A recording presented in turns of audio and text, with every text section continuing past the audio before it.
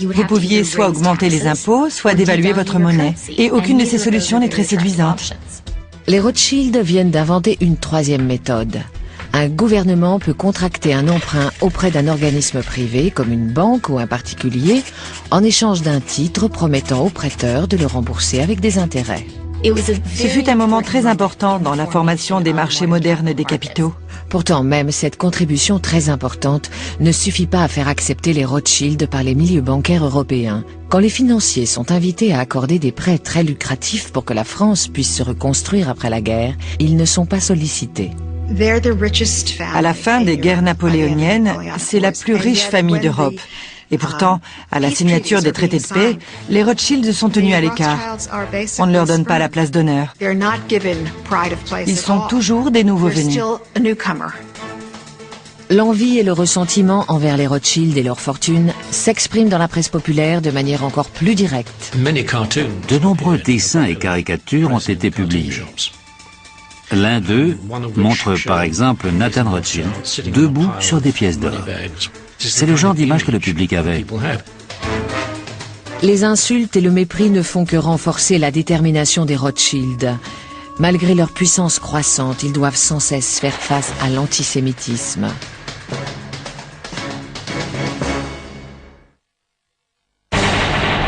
Depuis la fin des guerres napoléoniennes, la famille est bien implantée sur le continent. Nathan et James dirigent les branches de Londres et Paris et sont devenus deux des hommes les plus riches d'Europe. Malheureusement, le patriarche Mayer Amschel n'a pas vécu assez longtemps pour assister à leur réussite. Il est mort en 1812 à 69 ans. Pourtant, son héritage perdure. Un accord de partenariat conclu avec ses 5 fils 2 ans plus tôt préserve son entreprise, mais leur impose certaines conditions. La maison Rothschild ne devait pas être divisée entre les garçons. Elle devait rester une entité et chaque fils en avait une partie. Aucune place pour les femmes. La succession passait par les fils. Aucune place non plus pour les étrangers à la famille, pour les gendres ou pour les non-juifs.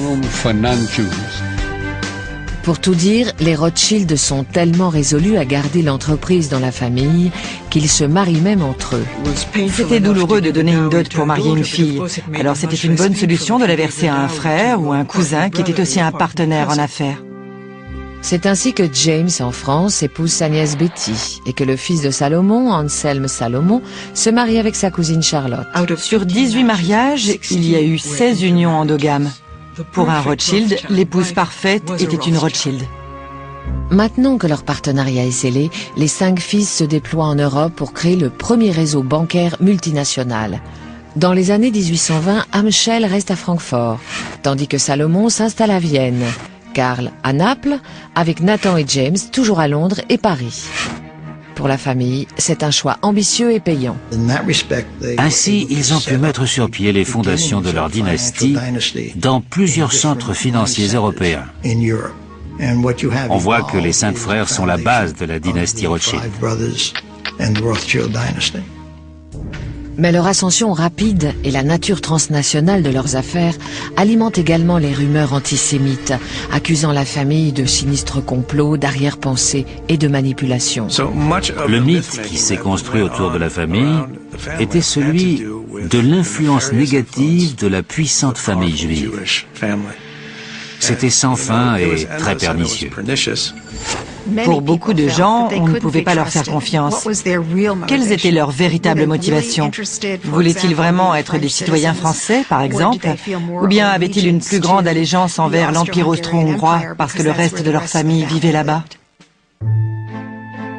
De tous les pays d'Europe, c'est la France qui offre aux Juifs les meilleures conditions de vie, car depuis la Révolution de 1789, ils ont les mêmes droits que les autres citoyens.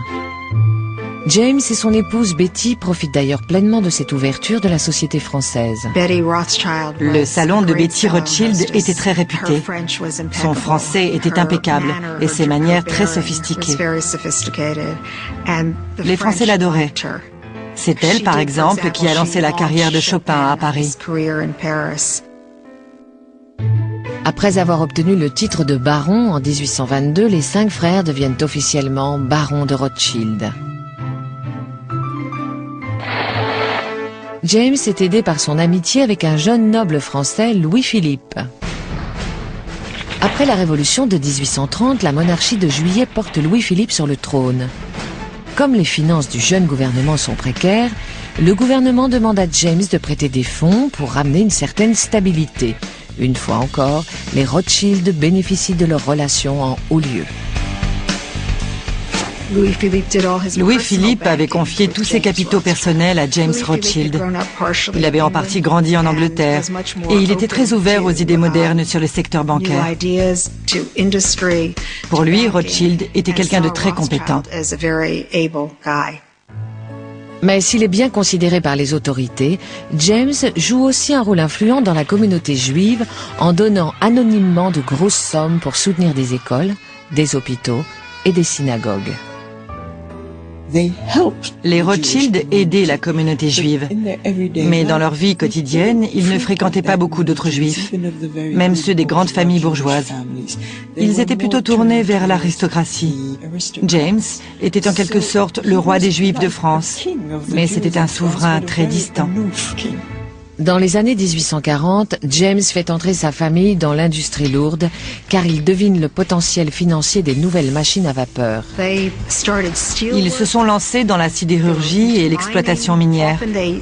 Ils travaillaient ensemble dans des mines d'étain, de mercure ou de diamants.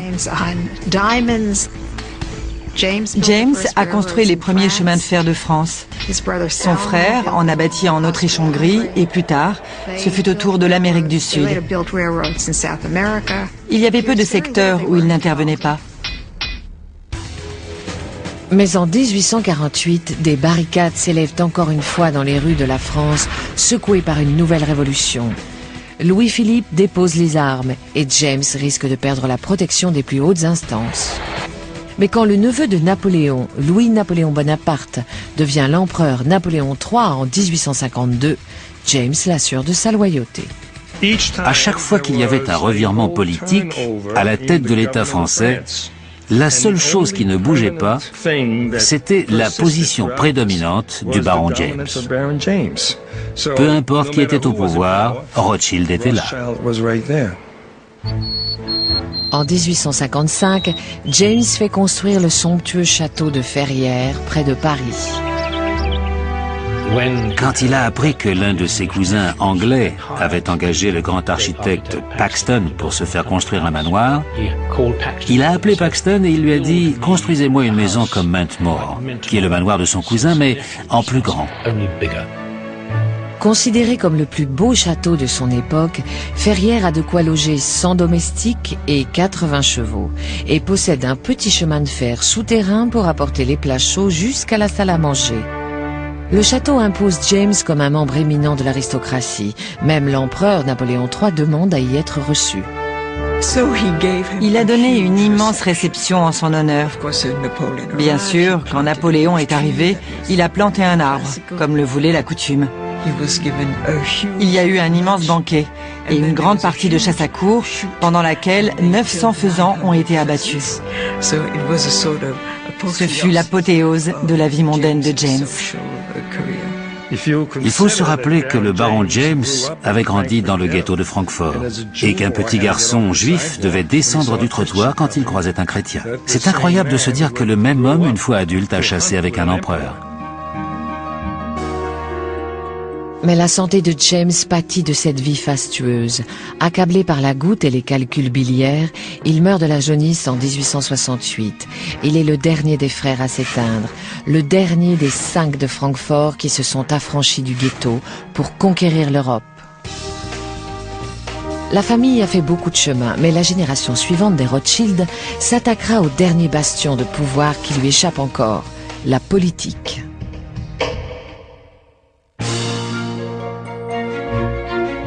Au XIXe siècle, les frères Rothschild ont été les géants incontestés de la finance et des affaires. Pourtant, malgré leur fortune, ils sont toujours victimes d'injustices comme tous les juifs d'Europe. Même si la France leur a accordé la citoyenneté, d'autres pays restreignent toujours leurs droits. Même en Angleterre, il faut savoir que les Juifs avaient le droit de vote, mais pas celui de siéger au Parlement. Et leurs enfants n'avaient pas accès aux grandes écoles comme Eton, Rugby, Cambridge ou Oxford. Ainsi, en 1836, quand le fils de Nathan, Lionel, prend les rênes de la société à Londres, il y voit l'occasion de faire tomber des barrières. Les réformes sociales balayent la Grande-Bretagne, où le droit de vote est par exemple étendu à la classe ouvrière, et un nombre croissant de gens pensent que les minorités britanniques, comme les catholiques ou les juifs, doivent obtenir l'égalité. Lionel s'intéressait au secteur bancaire, mais avait également des aspirations politiques. À ses yeux, son père avait posé les fondations nécessaires pour que la famille Rothschild fasse plus que des opérations bancaires, et il s'est présenté au Parlement. En 1847, Lionel de Rothschild est candidat dans le district de la City, le quartier des affaires, où il est connu et populaire. Il est largement élu, mais pour entrer en fonction, il y a une condition qu'il n'est pas en mesure de respecter. Lionel devait prêter le serment traditionnel de tous les députés en jurant sur sa foi chrétienne. Logiquement, il a dit « Je ne peux dire cela en toute bonne foi ». Du coup, il n'a pas pu entrer en fonction. Il se représente, est réélu et une nouvelle fois ne peut pas entrer au Parlement. À chaque fois, il a remporté le scrutin et le fonctionnaire présent n'a pas voulu reconnaître son élection. Donc bien que très privilégiés, les Rothschild étaient quand même en butte à de l'antisémitisme. Au bout de 10 ans, un arrangement a été trouvé et Lionel a pu siéger après une prestation de serment modifiée pour l'occasion. Dans son rôle de député, Lionel se comporte comme un véritable gentleman anglais.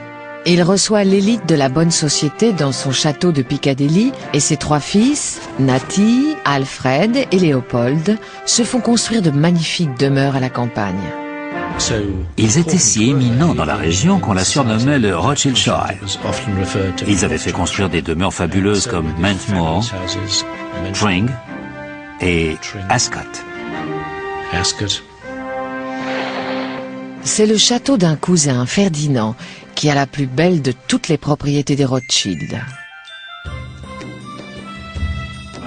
Selon moi, le plus magnifique est le manoir de Whetstone. Le baron Ferdinand a réuni de splendides collections de toutes sortes de choses, des tapisseries, du mobilier français du XVIIIe siècle, des toiles de maître, etc. À Whetstone, il voulait tout ce qui se faisait de mieux. Ferdinand est le château le plus impressionnant. Mais c'est Lionel, grâce à ses contacts dans les milieux politiques, qui peut s'impliquer dans la marche du monde. En 1874, le gouvernement britannique commence à s'inquiéter pour son accès au canal de Suez, une route maritime essentielle vers les colonies de l'Empire. À l'époque, les propriétaires égyptiens du canal ont des difficultés financières. Quelqu'un allait devoir renflouer les Égyptiens pour éviter que le canal de Suez ne fasse faillite. Inquiet du risque d'une prise de contrôle par les Français, le Premier ministre britannique Benjamin Disraeli décide d'acheter une part importante du capital du canal. Mais cela coûtera 4 millions de livres. Disraeli est allé voir la reine pour lui dire que c'était la meilleure solution pour l'Angleterre, mais qu'il ne pouvait pas garantir qu'il aurait les 4 millions, parce que le Parlement n'était pas en session. Le Premier ministre se tourne alors vers son ami Lionel de Rothschild. Lionel a dit « Laissez-moi y réfléchir ». Et le lendemain matin, il lui a renvoyé un message disant « Vous avez les 4 millions ». Ainsi, la Grande-Bretagne a pu prendre une participation majoritaire dans le canal. Et Disraeli a envoyé un célèbre télégramme à la reine avec ces mots « Vous l'avez, madame ». C'est un véritable tour de force. Maintenant, le passage par le canal de Suez est garanti pour les navires britanniques et l'Empire continue à prospérer en Inde et en Afrique. La population se réjouit et Disraeli et Lionel sont les héros de la nation. Quand Lionel succombe à une crise cardiaque en 1879, la famille décide de recentrer ses activités sur les prêts commerciaux. La maison Rothschild a atteint l'apogée de sa réussite et de sa puissance sans doute vers 1880. Ensuite, les gouvernements se sont montrés plus rationnels dans leur politique fiscale, leur code des impôts, etc. Si bien que le besoin de financement privé a non pas disparu totalement, mais considérablement diminué. Au début du XXe siècle, le monde doit faire face à de nouveaux défis sociaux et politiques. Et leur fortune s'exprime dans la presse populaire de manière encore plus directe. De nombreux dessins et caricatures ont été publiés. L'un d'eux montre par exemple Nathan Rothschild debout sur des pièces d'or. C'est le genre d'image que le public avait. Les insultes et le mépris ne font que renforcer la détermination des Rothschild. Malgré leur puissance croissante, ils doivent sans cesse faire face à l'antisémitisme. Plutôt, préserve son entreprise, mais leur impose certaines conditions. La maison Rothschild ne devait pas être divisée entre les garçons. Elle devait rester une entité et chaque fils en avait une partie. Aucune place pour les femmes. La succession passait par les fils. Aucune place non plus pour les étrangers à la famille, pour les gendres ou pour les non-juifs. Pour tout dire, les Rothschild sont tellement résolus à garder l'entité. Depuis la fin des guerres napoléoniennes, la famille est bien implantée sur le continent. Nathan et James dirigent les branches de Londres et Paris et sont devenus deux des hommes les plus riches d'Europe. Malheureusement, le patriarche Mayer Amschel n'a pas vécu assez longtemps pour assister à leur réussite. Il est mort en 1812 à 69 ans. Pourtant, son héritage perdure. Un accord de partenariat conclu avec ses 5 fils de ans très importantes ne suffit pas à faire accepter les Rothschild par les milieux bancaires européens. Quand les financiers sont invités à accorder des prêts très lucratifs pour que la France puisse se reconstruire après la guerre, ils ne sont pas sollicités. À la fin des guerres napoléoniennes, c'est la plus riche famille d'Europe. Et pourtant, à la signature des traités de paix, les Rothschild sont tenus à l'écart. On ne leur donne pas la place d'honneur. Ils sont toujours des nouveaux venus. L'envie et le ressentiment envers les Rothschild.